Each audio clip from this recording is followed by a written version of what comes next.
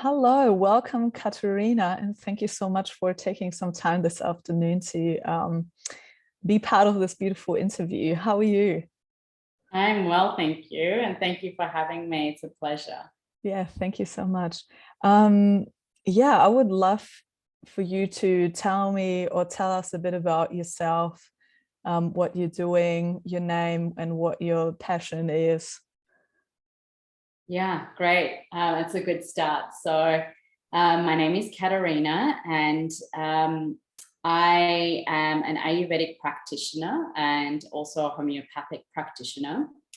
And I also teach yoga. And so I've been in clinical practice for about 8 or 9 years now, I think it's been, and teaching for about that long as well. And I work with a range of different people in health and wellness, predominantly focusing on mental well-being, but also on physical health as well, and the interplay between the two. And so my business name is called Conscious Living, and I've been working with people here in Melbourne, but also across Australia and now across the world as well, since that we're on this very much online world these days. It makes for easier reach with a range of different people across the globe. Amazing.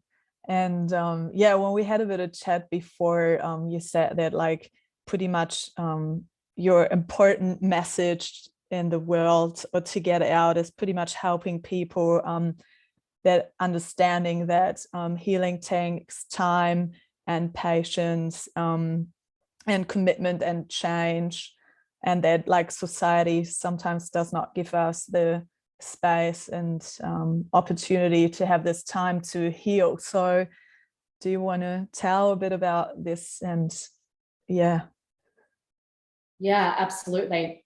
This is something that I've just sort of observed over the years of working with a range of different people that have various different lifestyle backgrounds and life backgrounds and experiences and jobs and family structures. And something that I have noticed is that, we're living in this modern world that is constantly pushing us to strive and strategize and set goals and just push, and also look for very quick results. So even in the complementary therapies world, we are still seeing this kind of reductionist approach to medicine, where it is and to well-being, where people are really still looking for a quick fix, even though they're looking towards herbs or supplements or any other kind of non-allopathic therapies. They're still applying the same sort of approach of, if I do this or if I take this, then that will resolve my ailment. But really what we need to do in order to, or where I see the greatest outcomes in healing is when people put in a great deal of work and discipline and commitment to their health and well-being, and it just requires effort, really. And that's sort of the side of well-being that is, I guess, not as it's not as marketable in that sense. And so one of the things that I help people in understanding is that when you reset your whole priorities around what is important when it comes to not only health but your life itself, and what you prioritize, and you really focus in on that, and you put the effort in and the commitment in, then you'll see really positive results. So that's something that I'm passionate about in speaking with the individuals that I work with, but also with people in general, in that we have to change our way in prioritizing what is important and what we can fit in into our daily life, and really getting back to just observing nature and realigning with our circadian rhythms, and knowing what is healthy for our individual body and mind, and not necessarily what is currently the current fad in well-being. For everyone, it is something different. And one of the other things that I've very much noticed as well is that a lot of people that think that they're actually healthy are not. And so just because one buys organic food or is eating a, say, plant-based diet or something like that, doesn't necessarily mean that they are healthy. And so we have to sort of really look at what defines health and what defines total health for each individual. Yeah. So why do you think society can't give us the opportunity to heal as much as we possibly would need to? Yeah, good question. Yeah, we've sort of built this societal machine collectively over many, many, many years.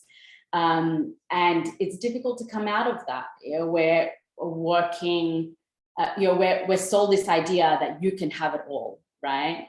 And so everyone is striving to do exactly that, to have it all. And they're burning the candle at both ends, and they're pushing their limits. And what they come to realize when they do have that light bulb moment at the end is that something's got to give, and that something will end up being health. And then trying to get back on track after that is a lot more difficult, because you're having to then reset a whole new way of viewing your 24-hour clock. And this is part of the problem, is that we cram way too much in to our 24 hours. And what we are cramming in is not necessarily serving us either. And so then when you try to add some more healthy routines, or you're adding in, better meals, just as a simple example, to cook a freshly prepared simple meal. It doesn't have to be a complex situation, but just a freshly prepared meal. Most people say, I don't have time for that. And so it is a collective situation that we're trying to climb out of. And it's going to take time to really change society as a whole. And I'm not quite sure whether that's even possible in our lifetime. But where we can make changes is within ourselves. So if each of us as individuals, if we re-look at, what is a priority, and if I can't change what is going on out there, can I change something within myself? Can I change something within my life? Can I reprioritize or re-look at something in a different way that is going to help serve my health and my well-being? Yeah.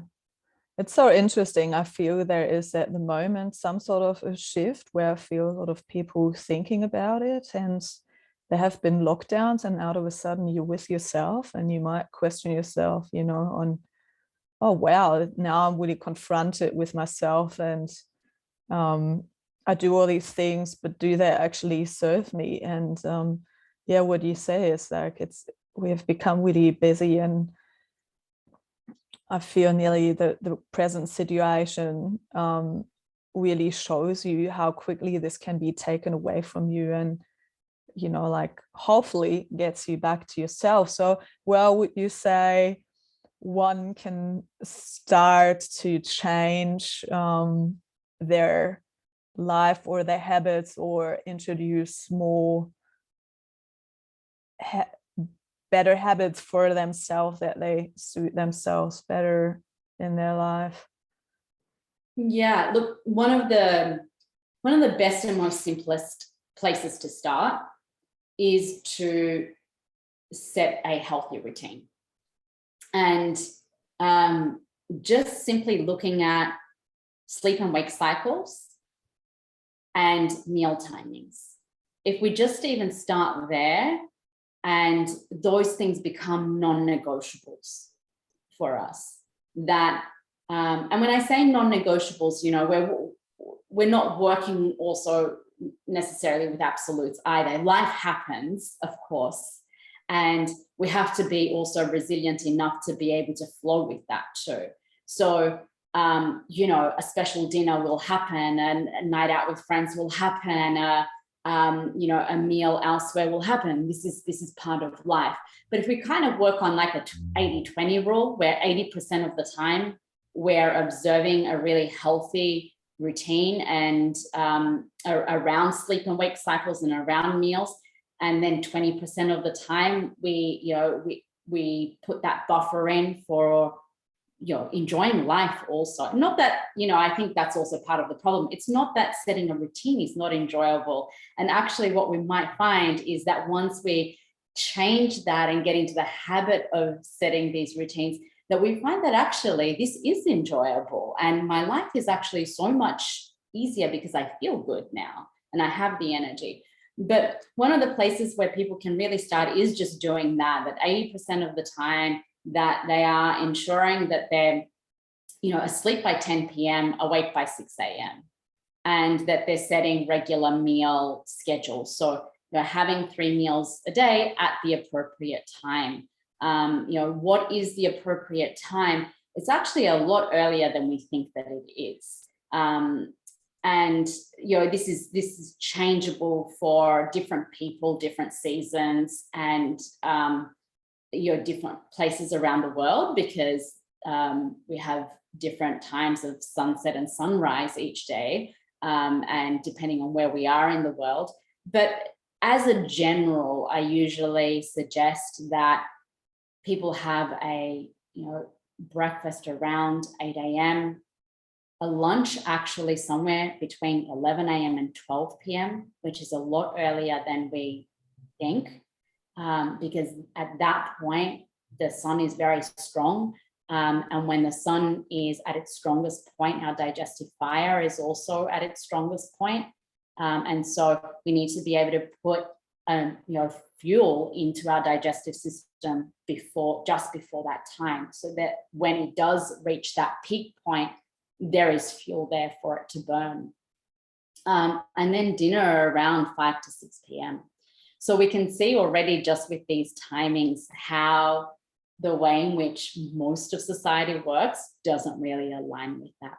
But people are eating at their desks, or skipping lunch altogether because they're too busy, they have meetings, all of these sorts of reasons. And so I suggest to people to just make this non-negotiable. You block this out in your calendar, and that becomes a priority for you.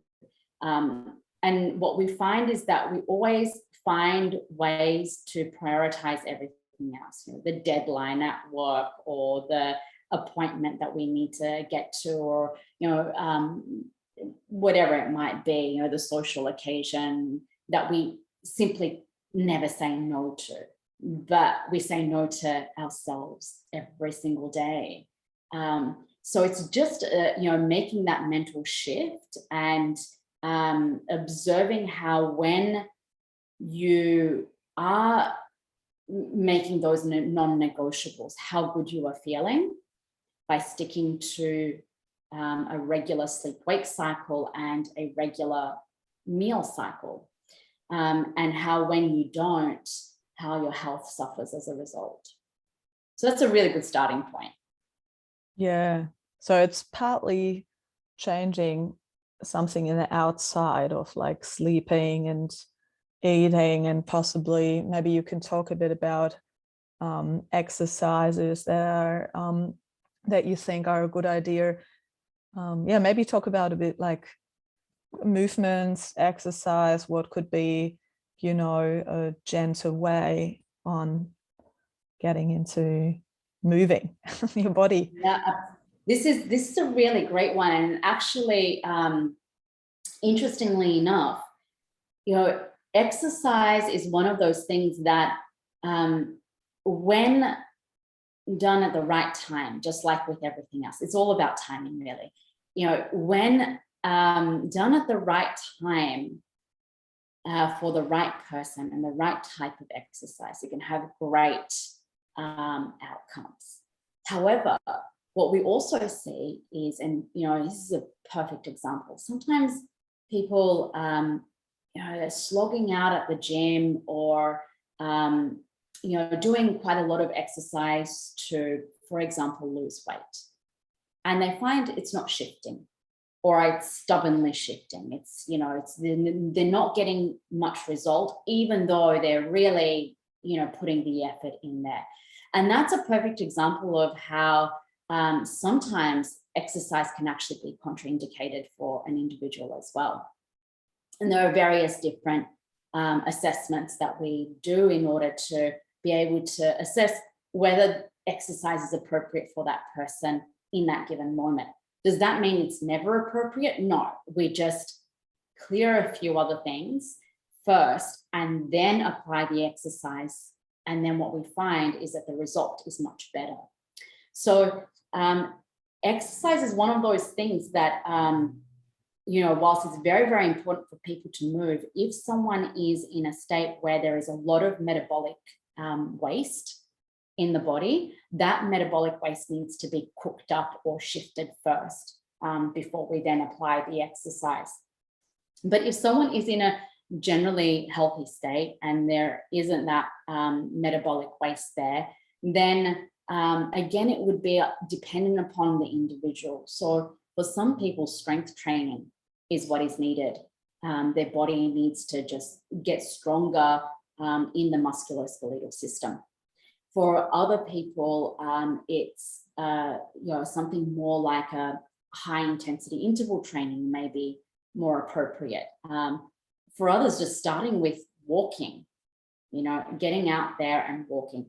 This is when we're talking about exercise, of course. But there are other ways in which we can also move to affect our general well-being and our state of mind, which is a whole different category as well. And what we see in this category, which I don't call exercise, but rather these are practices in which work directly with your state of the state of your mind and the field in which your mind is. And that includes, things like yoga practices, meditation, movement meditation, conscious movements, also walking meditations, things like that. So that category of movement and practice, it really works directly with the well-being of your mind. Whereas the other type, where we're working with what I would directly call exercise, works on the physical body. And all of these are important, but again, as where our conversation sort of started there, it's all about the right type for the right person at the right time. And the right time, not just the right time in terms of that point in their life, but also the right time of the day.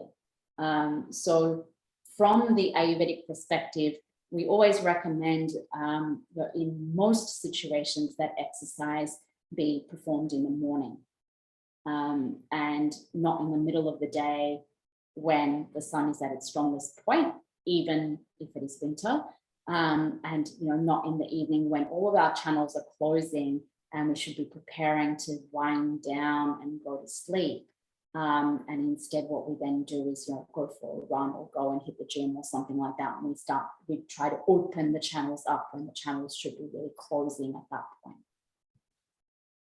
So pretty much you're saying that, for example, if you do interval training or weightlifting or running or things like that, that this should be done in the morning, and then the more mindful and body connective slower movements could also be done in the morning, but should be more like an evening practice where you prepare yourself for, as you said, winding down. It's actually quite a nice picture, like, you know, thinking of, yeah, it's getting dark at night and you just kind of like wind down and yeah. What would you think like about sun rising, sun setting?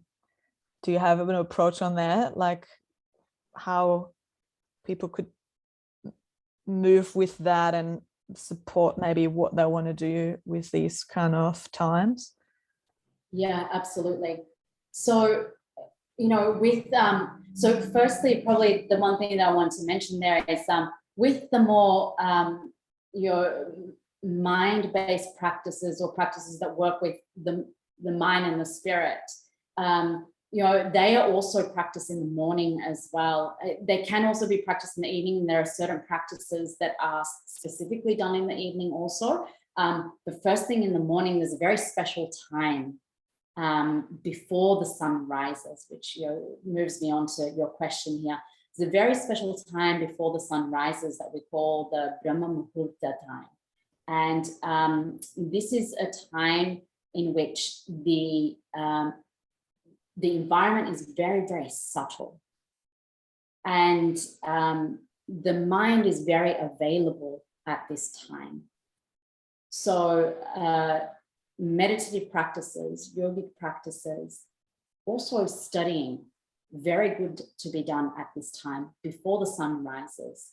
So anywhere up to about, you know, 2.5 hours before the sun rises to the point of the sun rising is a very good time to focus the mind on practices such as these. And for those that are studying, this is also a very good time to study. This is a good time to memorize. This is a good time to really engage your mind and allow the wisdom to sink in at that point. And so we have then like the bracket between sunrise and sunset. And so if we look at the, you know, the environment around us and, you know, the power of the sun provides life and energy. And so this is the time that we do most of the things in our day. And so if we look at this time and the movement of the sun between sunrise and sunset, what we see is that around about lunchtime is when the sun is at its peak point. And as I mentioned before, you know, when the sun is at its peak point, that's when our digestive fire is also at its greatest capacity. And so from the Ayurvedic perspective and, you know, looking at the elements in this way and nature in this way, this is when the biggest meal of the day should be, is at lunchtime. And so when we look at what we do, particularly in modern society and Western societies, is that this is actually generally when people have the smallest meal of the day, you know, or if they skip breakfast, then it might be, you know, the sort of second smallest meal of the day or something like that.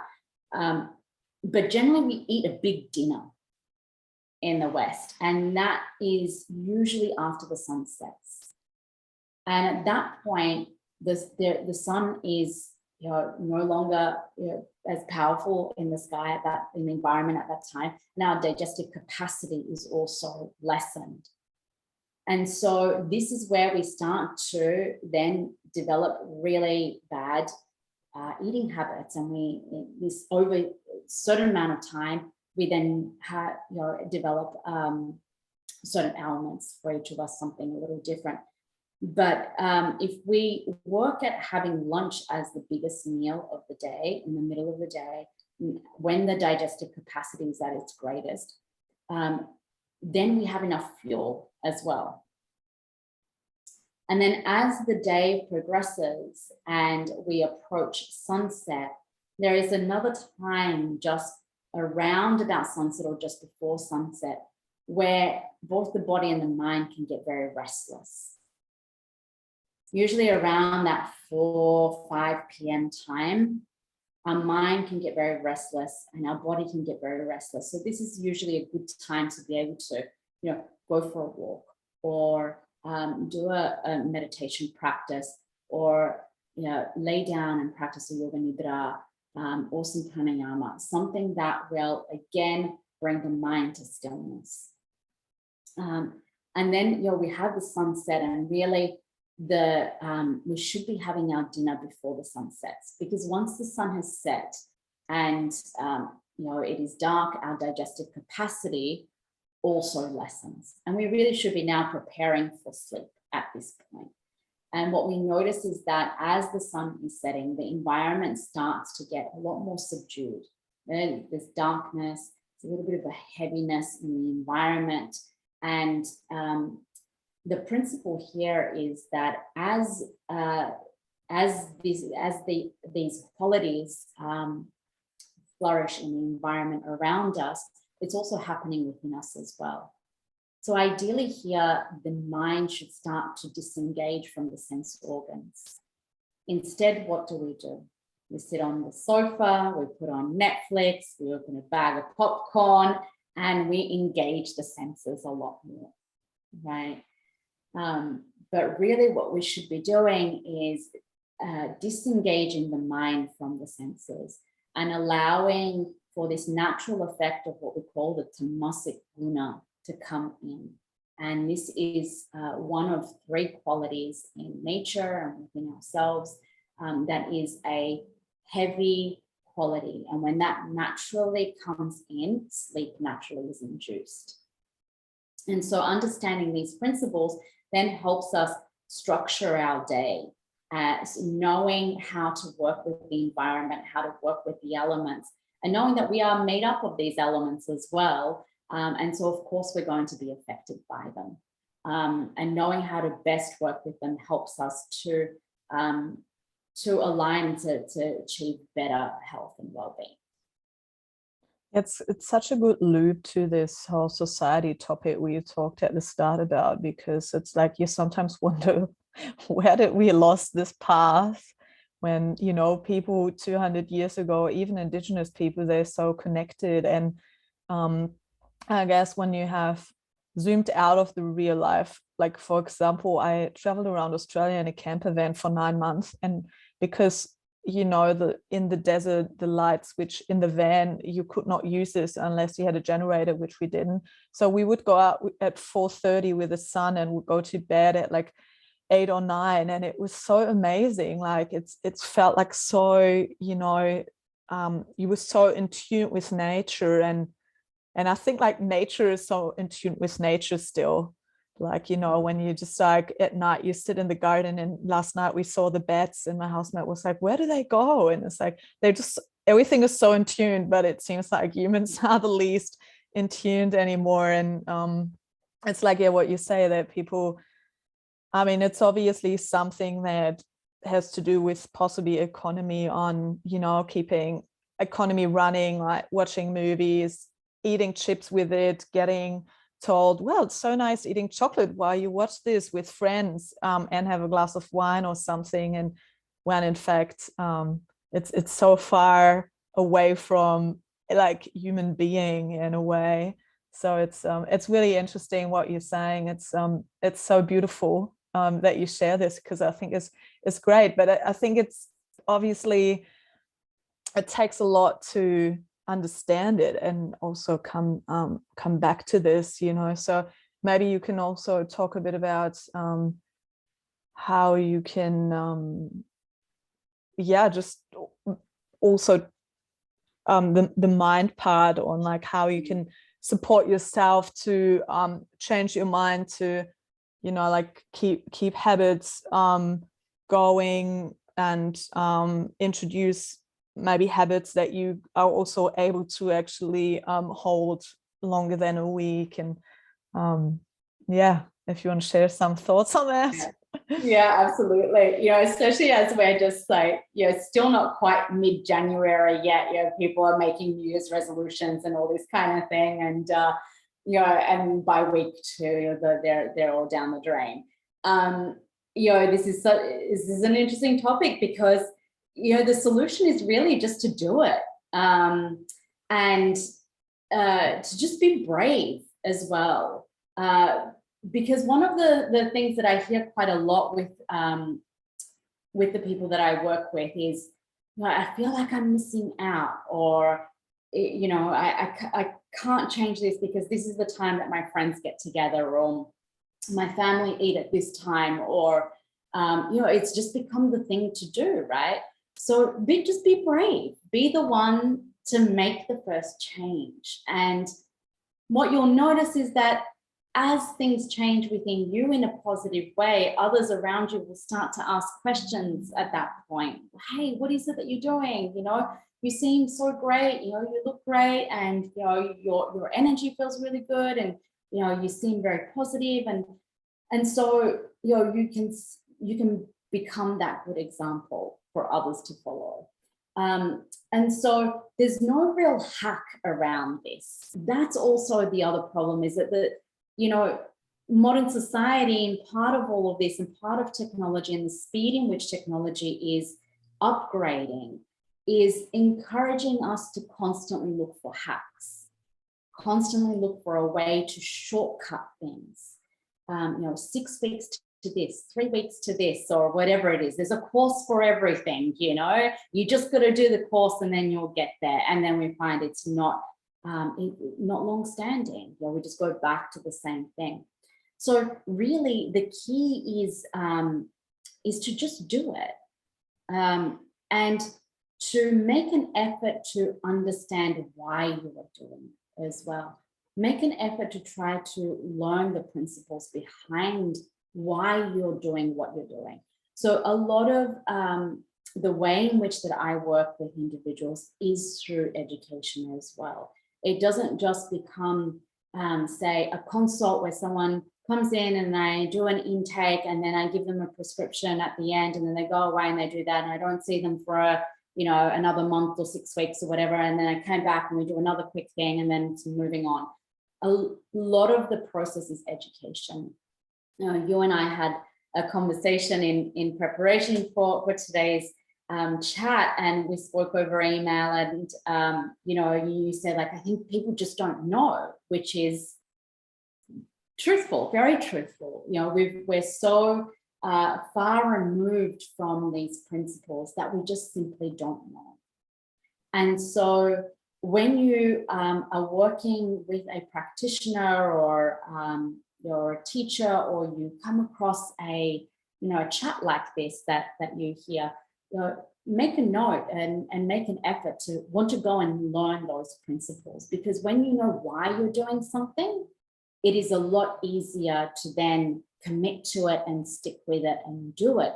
Because when you fall off the track and you go and do that thing that's not in alignment with the routine or the meal, what you're more likely to do is really observe the effects that has, and then you don't go and do it again,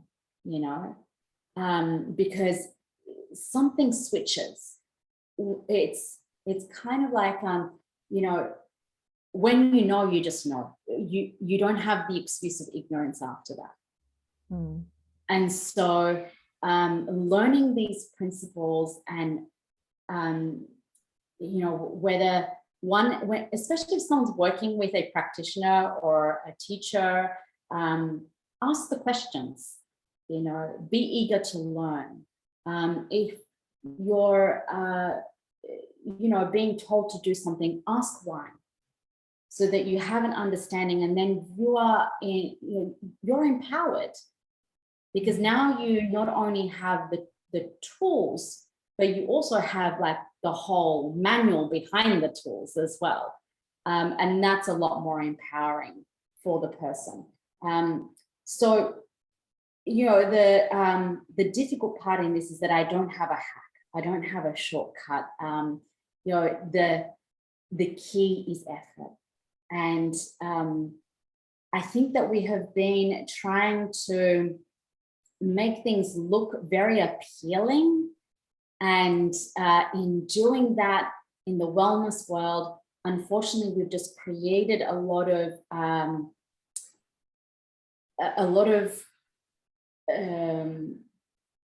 illusionary shortcuts that are, that don't work. And so the sooner that we can accept that it's just effort that needs to go in, and we just need to do it, then the sooner we can get on with it as well. So just start simply is my key. You don't have to go all the way in and, and just change your whole life overnight. It takes time. If we think about how long we have had a certain ailment for, how long we've been struggling with a certain emotion or mental framework or mental field, it's going to take at least that long to try to resolve it. And so be patient with yourself and be kind with yourself and just do something simple to start with and then build on that simplicity. Because if you just start, you can get going after that, but if you're constantly procrastinating on it and coming up with the excuses or the negotiations, you're going to reach a point where you won't see any results at all, or you'll go back to the old habits again. So just start very simply, start somewhere and keep learning, keep being the student as well. Yeah, it's really beautiful. I think it's really good to become conscious of your thoughts, and I found it like also sometimes really good, specifically with the internet now. It's like if I feel something, but it might be also sometimes really embarrassing, or you don't know who to talk to who could give you the right answer, because maybe your surroundings are too polite or people don't want to have a deeper talk. It's sometimes really good to just like Google it, and it's like X, Y, that, why do I feel this way? What can I do when I feel this way, or and I found this really good because apart from that, you get the empathy of people that you don't know, but that there are at least people there that experience the same thing as you.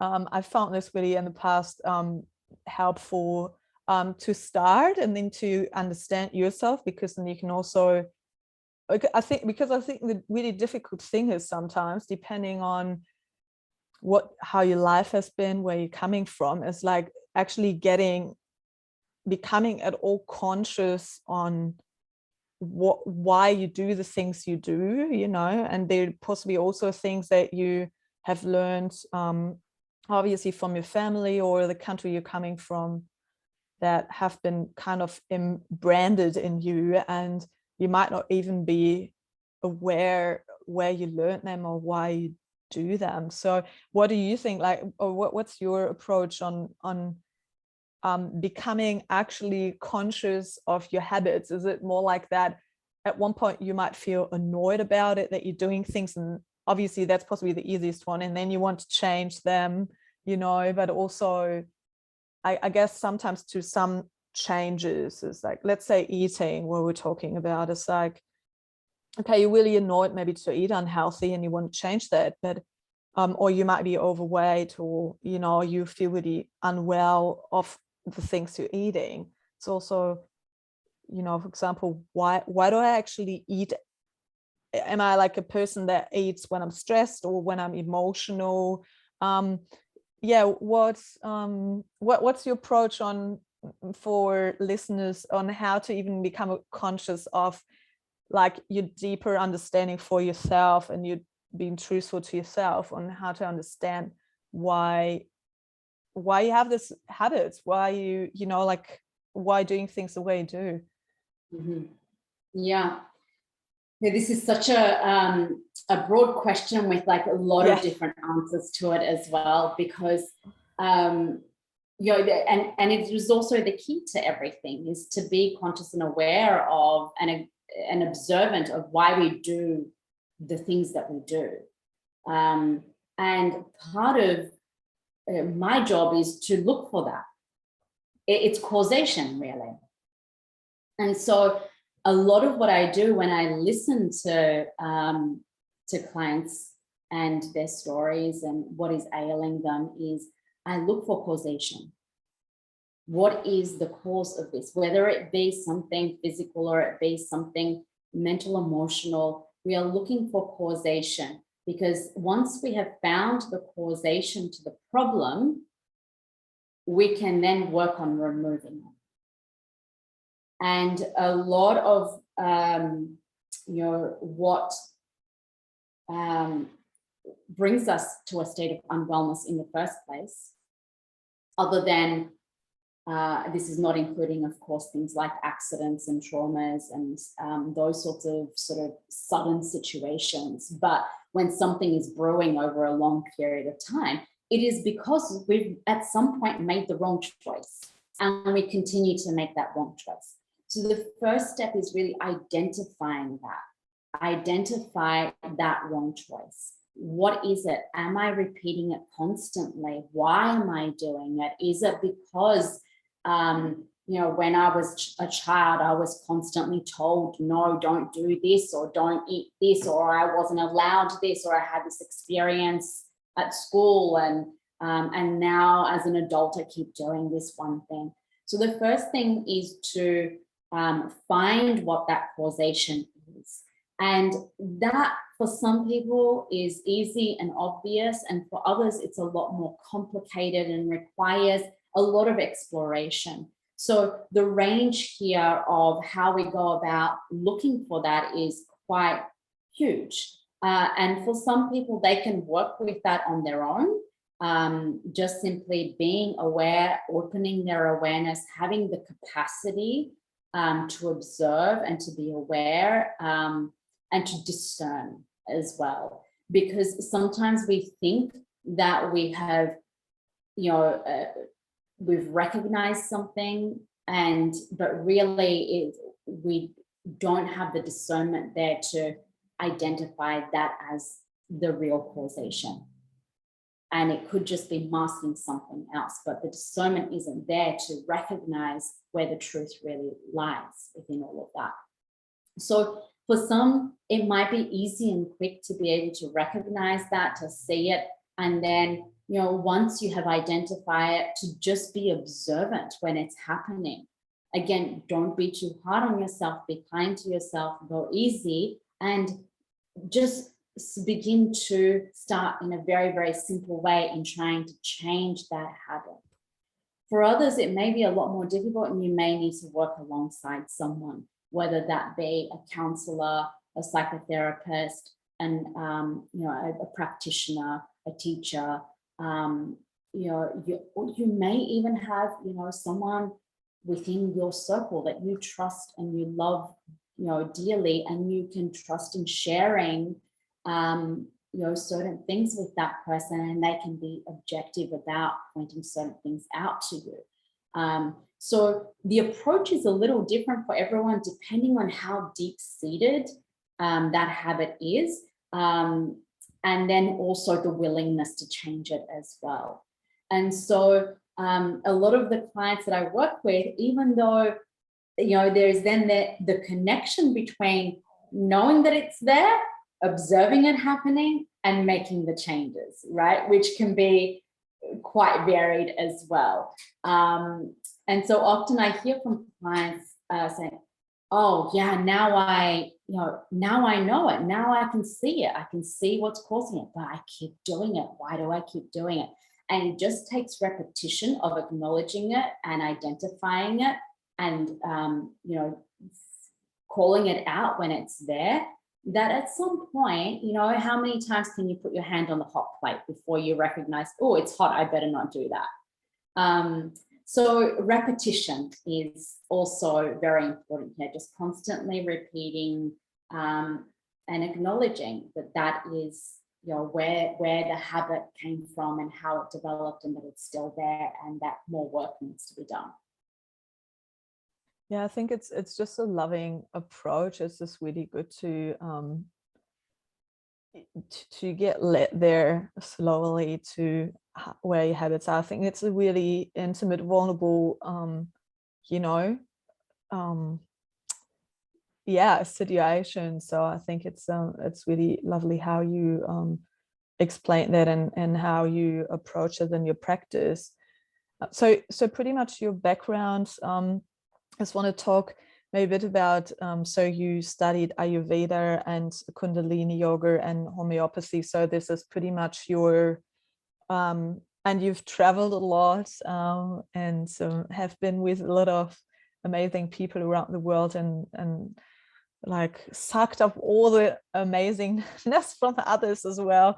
Maybe you want to share a bit, what the you know, if people haven't maybe heard of Ayurveda or Kundalini yoga or homeopathy, maybe you can say a few words on what these approaches are like. Yeah, absolutely. So I work with a number of those modalities, and you're really all of them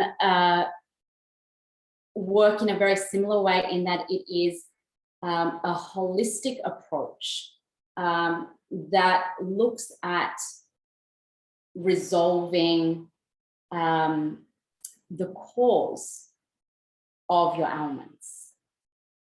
And so whether I'm working with someone, purely from an Ayurvedic perspective, or through homeopathy, or with from the yogic perspective, we're always looking at a holistic approach and treating the whole. So for those that are not aware of these modalities, Ayurveda is traditional medicine that has come from the Indian subcontinent.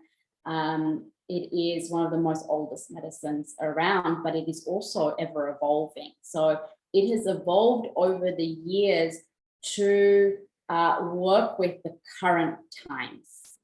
And so what a lot of people mistake Ayurveda for is, like Indian cooking, or, all of a sudden I have to eat khichdi every day or something like that.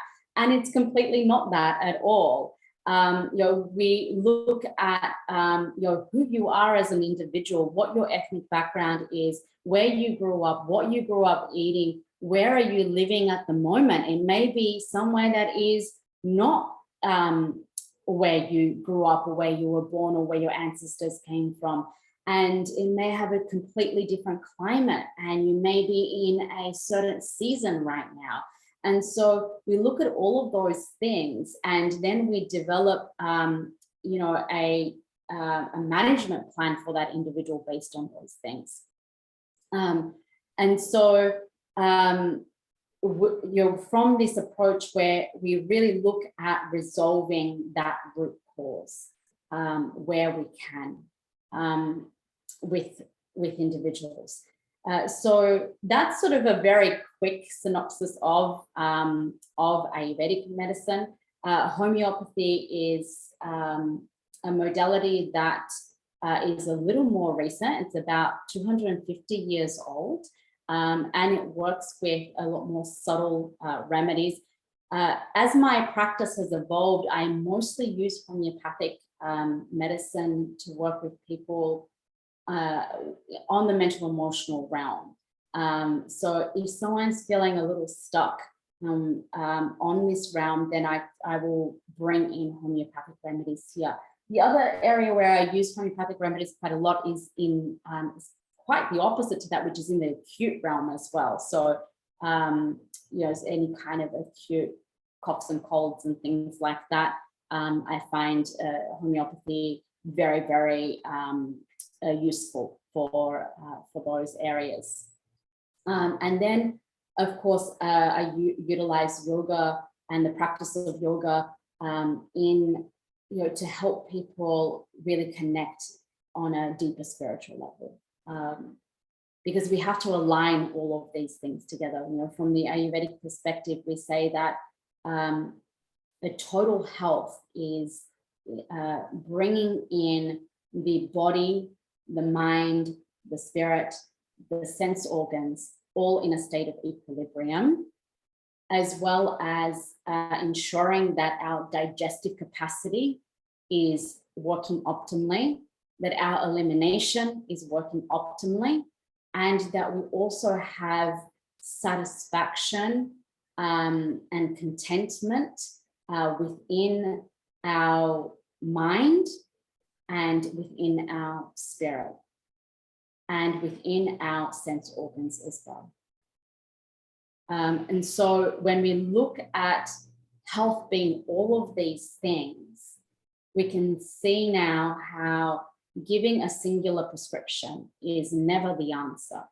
We have to really dig a little bit deeper. And so I work a little more long term with individuals. At the moment, I'm working in two different ways. One is solely just with myself in helping people align their routines and their diets and their lifestyles. And for those individuals who may have quite a big pathological history, so there may be certain diagnoses, or they might be on a certain amount of medication, or where the cases are a little bit complex. I work in an integrative way with my Ayurvedic teacher and Ayurvedic doctor. Her name is Jessica Velela, and we work in an integrative way together with clients in a more long-term way to help them resolve their ailments. And so this particular approach offers like a team of people for the individual, which is very, very beneficial, because the individual feels very well taken care of in that way. And this is part of where our conversation started at the beginning, in that everything is so fast and so crammed in these days that even our medical appointments are, 10 minutes with our GP, and we walk away with a script, but is anything really resolved? So our main aim is to just really care for people well and to ensure that they get the best care possible. Yeah, amazing. This is very good. Yeah, thank you so much for sharing all your insight and knowledge and wisdom. And is there anything you want to share that I haven't asked, or do you have a message to give to people that listen to this? Yeah, I think, there's always more to share, of course, but I think we've covered a really good deal. Thank you for having me today and for having this conversation. My message to people out there really is to just put the effort in and be proactive about your health and be eager about change, because that's where you'll see the results, and that's where you'll be most empowered in your health and well-being, is if you really make the effort, you put the effort in, and you be proactive about making those changes, and find someone that you trust and that you can work with to help you be the best that you can, so that you can live your fullest life. Amazing. Such good finishing words. So well, thank you so much. And yeah, it was a pleasure to listen to you. So thank you. My pleasure, Lena. Thank you.